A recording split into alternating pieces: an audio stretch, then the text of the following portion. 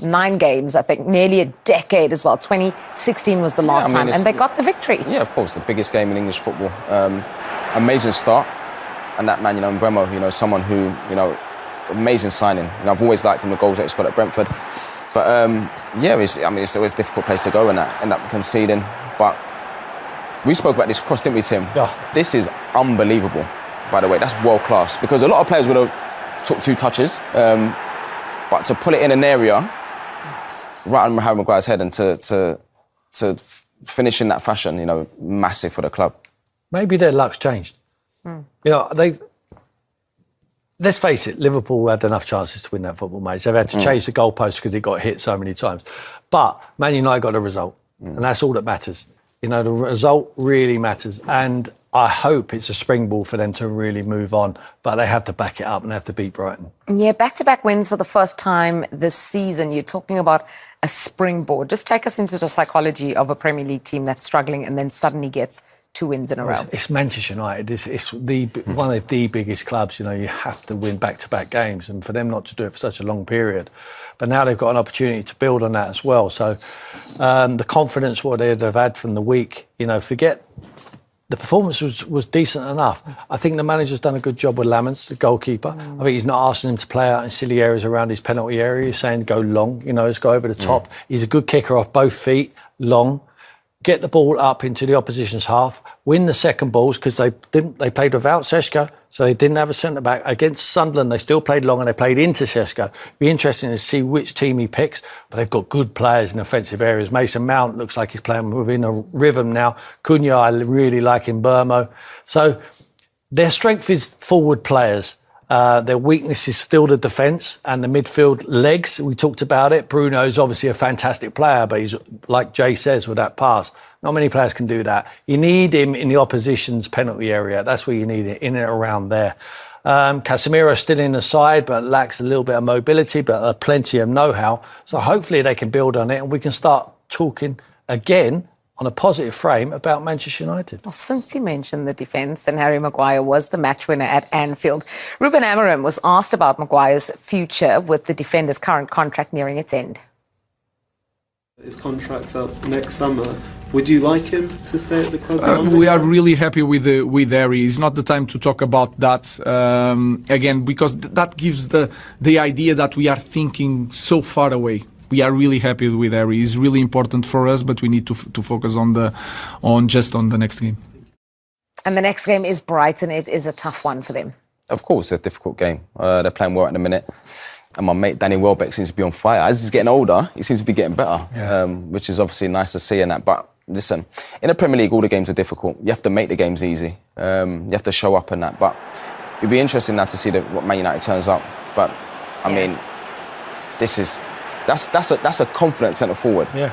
Because when you go through on goal, sometimes you overthink and you don't finish how you meant to finish. But I mean, they're a team. I've always enjoyed watching Brighton. Such a good team.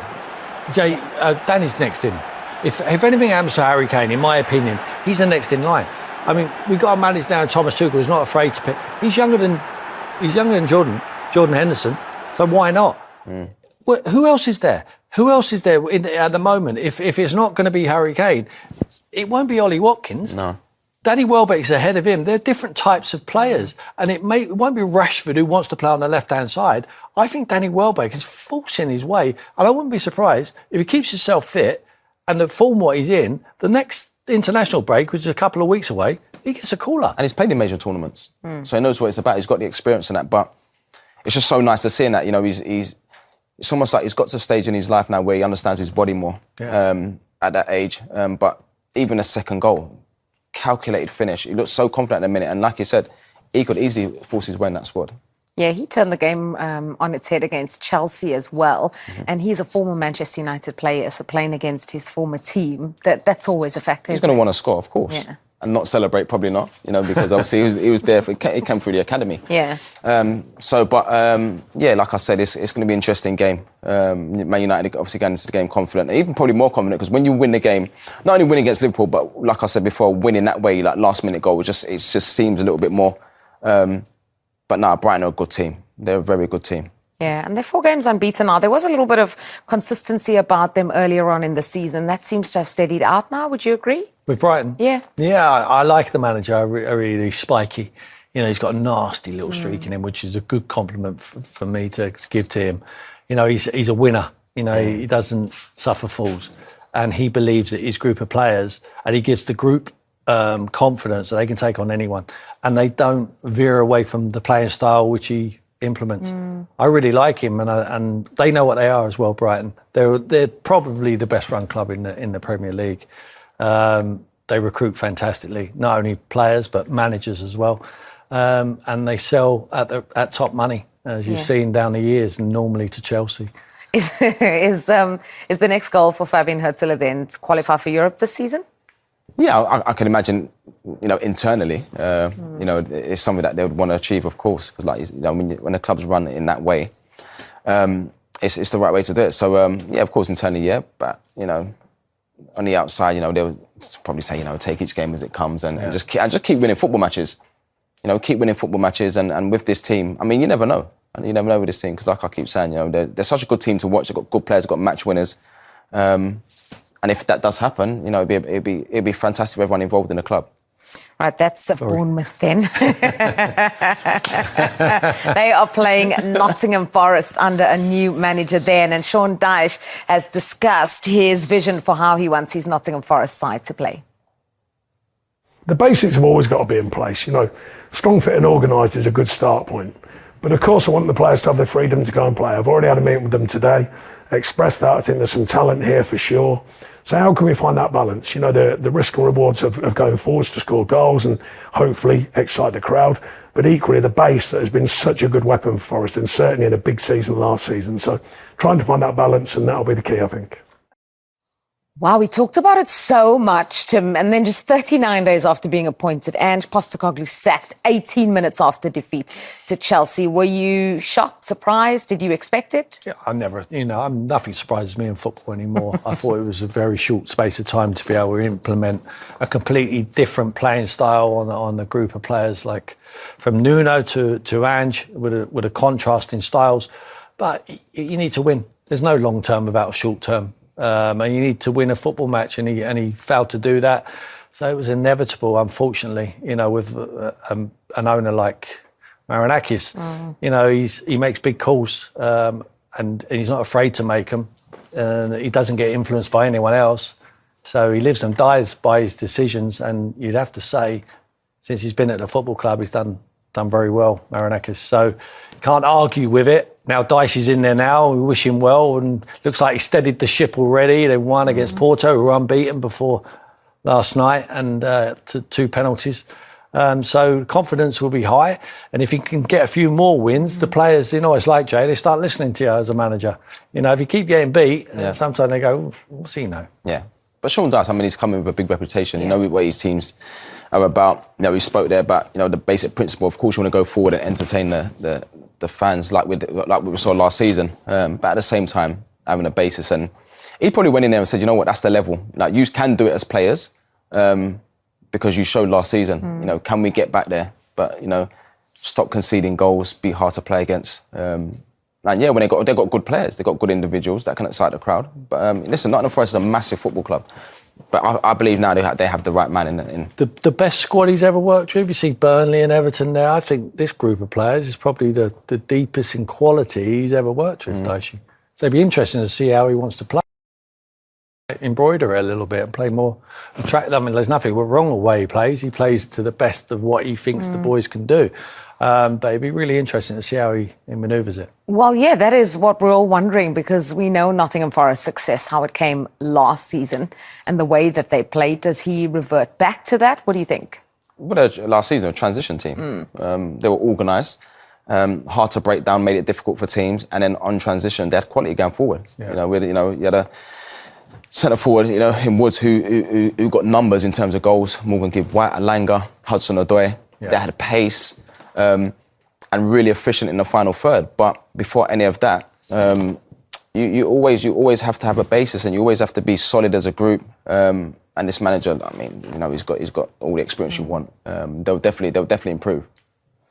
Yeah, well, Nottingham Forest then needing Sean Dyche to carry on that new manager bounce, as you mentioned, Tim, getting their victory in that first game of his in charge. But a first Premier League game coming up, and it's going to be a really tough one because Bournemouth have done so incredibly well. We saw them involved in really one of the games of the weekend last time out, 3-3 against Palace, and they are flying. Great game of football. A manager who can adapt, he plays in different ways.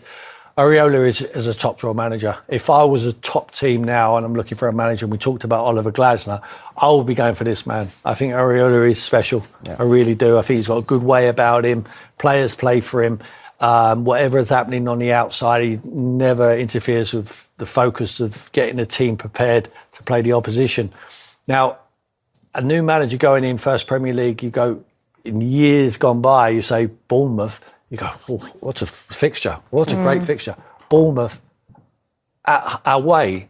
I mean, that is such a difficult game now. Yeah. It is going to be a rude awakening for Dyche to come back to the Premier League. He knows that. We're going to see a contrast in styles. Dyche will go back to the Nuno way. That is what the boys know. And I think that's what he will adapt straight away when he at Bournemouth. Let them have the ball, suffer out of possession and try and counter-attack them and see what we can get from set pieces. Areola will go completely different. He will take the game on the front foot. They will manipulate the ball, try and get Semenyo on the ball, who's been electrifying. He has been simply sensational. And when you talk about Bournemouth and the way he drives this team, if they want to play on the front foot, Semenyo's the player who's going to lead them. He could play for anyone in this league. I believe he's that good. You know, Tyler Adams as well. You know, you talk about Evan Nielsen, Clive. You know, they've got players at the top end of the pitch that can make it. Brooks. Looks sharp again.